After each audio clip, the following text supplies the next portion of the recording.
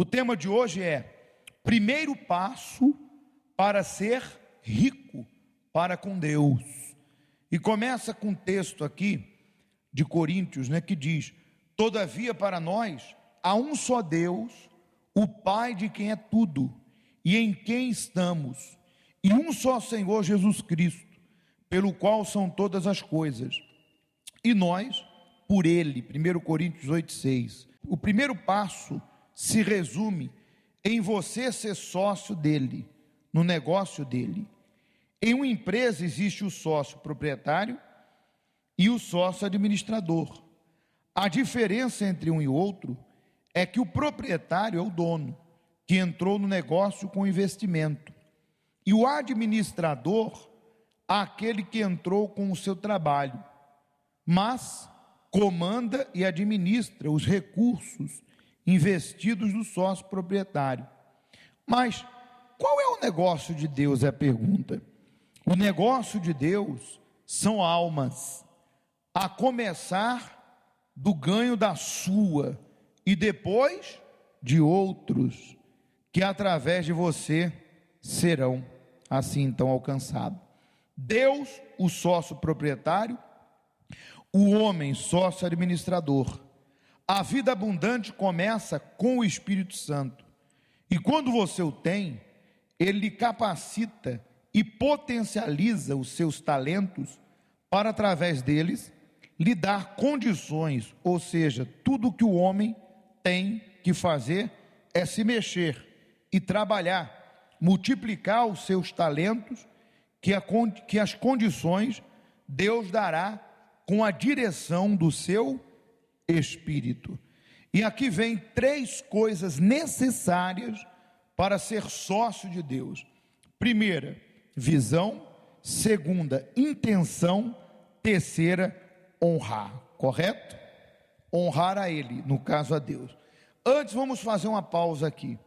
Veja que nesse começo da palestra fala sobre o negócio de Deus. De repente, o título soa um pouco comercial, mas quando a gente fala qual é o negócio, então já muda a percepção das coisas, já muda a ideia da coisa. O negócio de Deus, então já imagina dinheiro, já imagina algo material. Mas quando nós falamos qual é o negócio de Deus, a pessoa já entende, é verdade, o negócio de Deus é alma.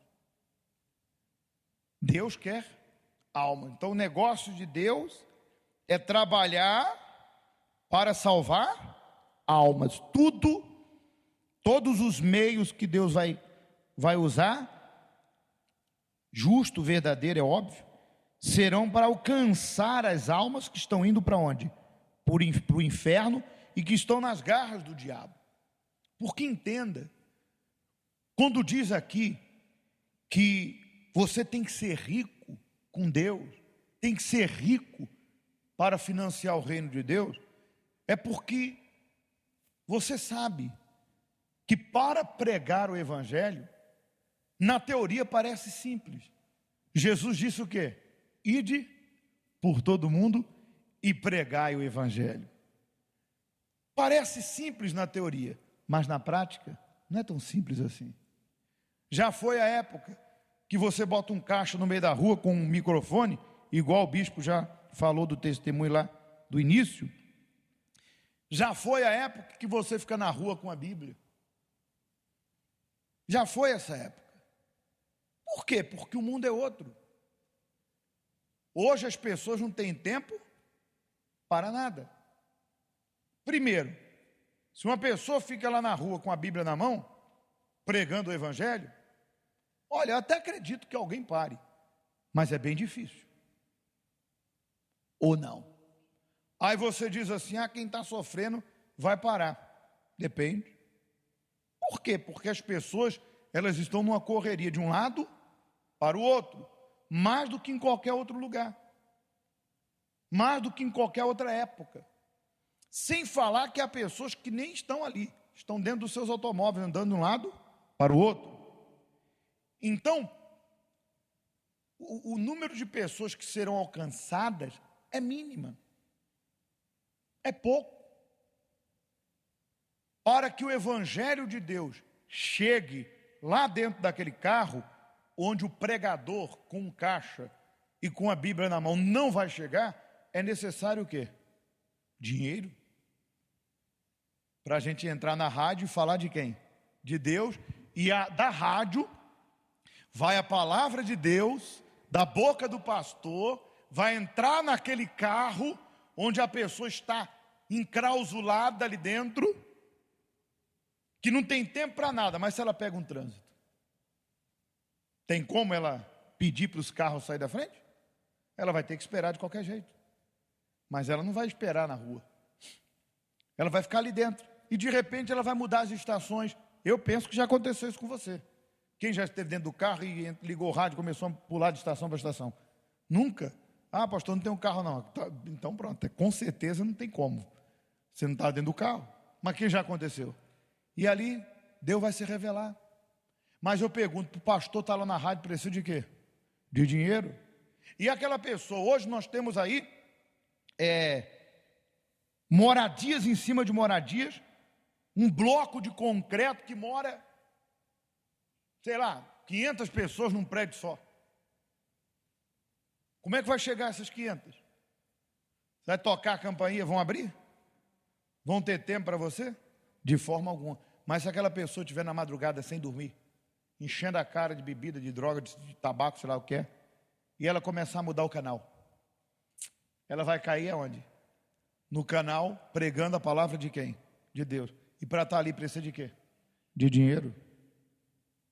Então nunca se precisou tanto do dinheiro para pregar o Evangelho como nos dias de hoje.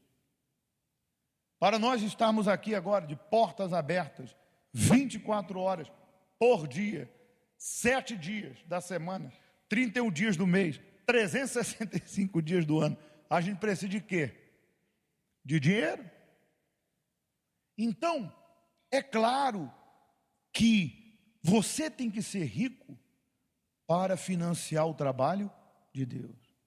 Sem a prosperidade sua, o trabalho de Deus não avança. O reino de Deus, ele vai recuar. E é óbvio, aí é que entra a questão. É esse o seu objetivo? É essa a sua preocupação? É esse o seu propósito?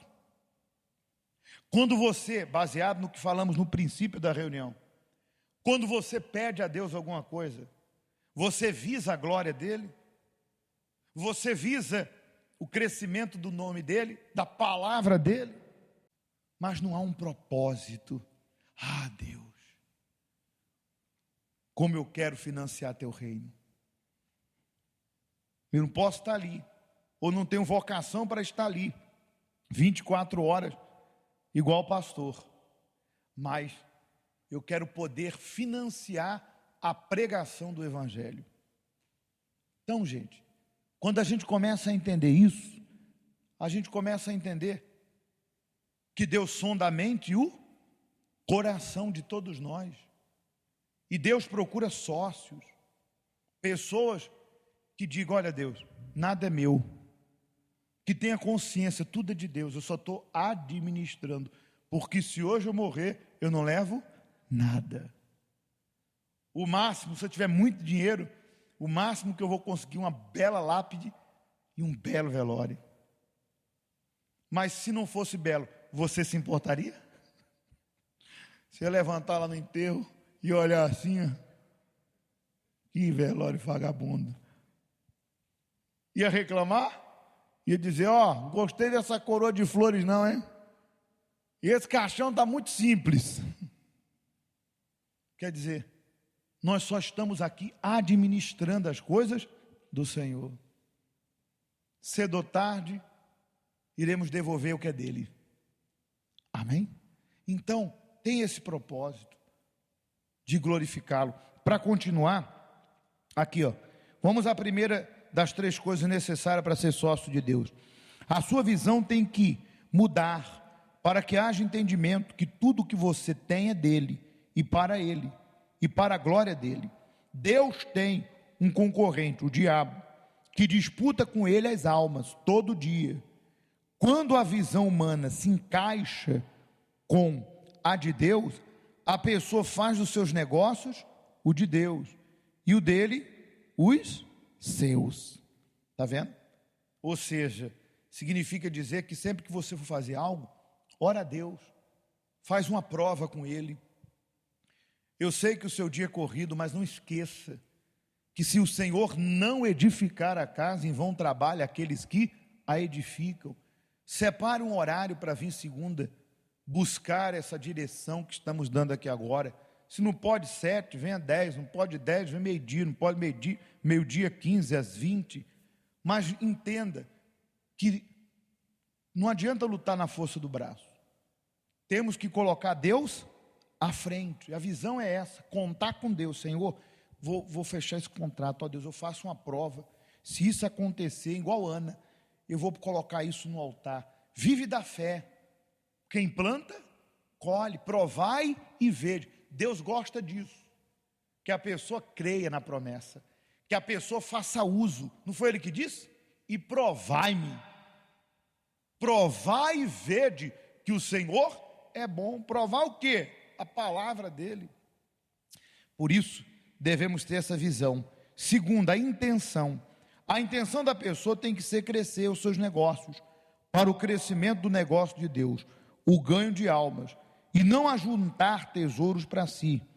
E quando Deus vê essa intenção, é aí que Ele dá a condição, estimula os talentos, inspira as ideias, porque sabe que você quer não para si, e sim para a glória dEle. Isso aqui é muito forte, hein? Veja que interessante, né? Quando nós, é óbvio, priorizamos acima de tudo nosso relacionamento com Deus, nossa vida com Deus, e temos o maior tesouro que é o Espírito Santo. Quando nós temos o Espírito Santo, o próprio Deus, na pessoa do Espírito Santo, nos capacita. Lembra, lá no livro de Atos, na pregação de Pedro, que Pedro, ele foi tão, diz o texto, tão intrépido, ele foi tão ousado na maneira de pregar, e com tanta sabedoria, que as pessoas que viram a pregação de Pedro começaram a perguntar: quem é esse aí? Quem é esse aí que está falando? Ele fala com tanta autoridade, mas fala de uma maneira tão sábia. Quem é esse homem? E disseram: é pescador. Mas não tem como ele ser pescador? Quer dizer, Pedro era perito na pesca, não na palestra. Pedro era perito em jogar rede aonde? No mar, e sabia muito bem jogar uma rede. Mas pregar, falar, ele não tinha experiência nisso. Mas a ocasião veio em que eles foram cheios do Espírito Santo, e alguns questionaram por que eles estavam ali, e Pedro, tomando a frente, pregou, e naquele dia quantos se converteram? Não conhece a palavra? Quantos se converteram com a pregação de Pedro? 3.000 pessoas se converteram. 3.000, está lá escrito. 3.000 foi o número de salvos. Imagine como que Deus usou a boca daquele homem. Então ele deu as condições. É Deus quem dá as condições. Quando ele encontra pessoas dispostas, mesmo que não saibam, mas que estão dispostas a aprender, Ele vai te capacitar, mas você tem que ter disposição. Só em você começar, você já saiu da média, você já está acima da média, porque a maioria nem começa. Só em você ir lá tirar a tua carta de condução, tu já está acima da média, porque a grande maioria nem quer tirar. Só em você tentar aprender um novo idioma, você já está acima da média, porque a grande maioria tem preguiça de aprender, porque diz que não tem mais cabeça. Deve ser a mula sem cabeça que esqueceu a cabeça em algum lugar. Só em você se aperfeiçoar no que faz, você está acima da média, porque tem pessoas que de repente faz algo, mas não é boa no que faz e nem quer ser boa no que faz. Acha que o que já faz já é suficiente, quando sempre há excelência. Quando a Bíblia fala para ser perito, né? né? A pessoa tem que ser perito naquilo que faz. Então, de repente, você pode se aperfeiçoar mais e você não faz. Então, quem começou já está acima da média. Deus vai capacitá-lo. Deus vai condicioná-lo. Deus vai entrar na boca do pescador e vai fazer dele um palestrante excepcional, maravilhoso. Graças a Deus. A capacidade quem dá é Deus. Isso aqui é a intenção. A pessoa começa a honrar a Deus nos dízimos e ofertas, que elas assim apresenta. Mas honrá-lo como sócio proprietário não é só isso. É a pessoa entender que ela o representa em tudo o que faz. Ou seja, onde ela estiver, será o seu representante. A pessoa precisa entender que ela o representará diante das pessoas que a cerca, como clientes, funcionários e etc. E a sua conduta, o seu caráter, a sua ética, os seus princípios irão também honrar a Deus. Muito forte, hein? Honrar a Deus. Existem pessoas que parece que quando elas entram da porta para dentro, ali tem um cabideiro, cabideiro no piso, pendura o casaco? Cabide, é isso aí. É o cabide. Pois bem, parece que na entrada ela tira a capa de lobo, pendura, e põe a capinha de quê? De ovelha. Aí assiste a reunião com a capinha de ovelha. Você olha para ela, você vê uma ovelhinha. Termina a reunião, ela devolve a capa de ovelha e põe a capa de lobo. Porque lá fora ela não é sal. Lá fora ela não exala o bom perfume, mas o mau cheiro. Lá fora ela não é luz, ela é trevas. E as pessoas que veem esse mau caráter, esse péssimo exemplo, falam, batem no ombro de outra pessoa e falam lá, esse pessoal não presta. Eu que não quero me juntar com essa gente. Olha lá, vai lá naquele lugar lá, olha o que ela anda fazendo. Me deve e não me paga. E nem para assumir que não pode pagar, fica enganando, mentindo. Ou seja, eu não tenho que honrar a Deus apenas trazendo aqui sobre o altar uma prova, uma fidelidade. Eu tenho que honrá-lo com a vida que não escandalize o nome dele e que venha a ser um convite para aqueles que estão lá fora desejar conhecer uma vida que glorifique a Deus, um caráter de Deus. E você sabe que não é fácil. Por quê? Porque esse mundo é um mundo perverso. O que o texto diz? Que o mundo jaz no maligno. Então o que não vai faltar são o quê? Propostas, como diz aquela música, né? Todo dia o pecado vem e me chama. Todo dia as propostas vêm e me chamam. Todo dia vem as tentações e me chamam. Mas eu escolho Deus. Então, quem escolhe Deus é a luz. Quem escolhe Deus é perfume, é sal. E aí Deus vê, poxa, Ele está me honrando. Agora imagine, eu lembro de uma senhora, poxa pastor, fulano vem na igreja, me prometeu entregar isso tal dia, não entregou, falou que faltava dinheiro, dei mais dinheiro, me prometeu mais dias, não entregou, e agora fica fugindo, mentindo. Imagina, isso é caráter de Deus, gente? Isso é caráter de uma pessoa de Deus? Por favor, seja justo, porque quem planta, colhe. A Bíblia diz, boa medida, recalcada, sacudida, transbordantemente vos dará. À medida que medirdes, serás medido. Aí depois que a conta vem, diz assim, não sei porque que eu estou passando por isso. Então você deveria sentar e lembrar, porque ninguém colhe o que não plantou. Ou não? Ninguém colhe o que não plantou. Nós plantamos o que? Colhemos. Por isso que nós estamos escolhendo boas sementes, para ter uma boa colheita. Você precisa ser rico para com Deus. Amém? Por isso nós vamos terminar pedindo a Deus que não nos faça, não nos deixe esquecer e nos dê a mente dele, para que os nossos olhos estejam nessas palavras. E que assim seja.